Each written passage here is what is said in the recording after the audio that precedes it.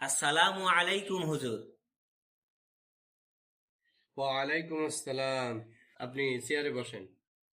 জি, আয় বাবা।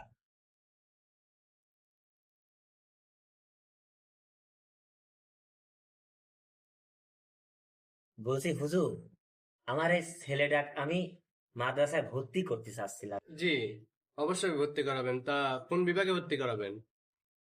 আমি চাচ্ছিলাম উনি হেফজখানায় ভর্তি হবে না? জি, হেফজখানায় আমার ছেলেটা ভর্তি করে দেন। তো ঠিক আছে, তাহলে আমি ভর্তি করে নিচ্ছি স্যারকে। আচ্ছা, আপনার ছেলেকে মাদ্রাসায় কেন ভর্তি করলেন? দেখুন, আমি যতটুকু শুনেছি মাদ্রাসায় নাকি প্রকৃত শিক্ষা দেওয়া হয়, তাই আমার ছেলেটাকে আমি মাদ্রাসায় ভর্তি করলাম। বাহ, আপনার চিন্তাধারা তো খুব চমৎকার। আপনার মতো অভিভাবক কিন্তু আমাদের দরকার।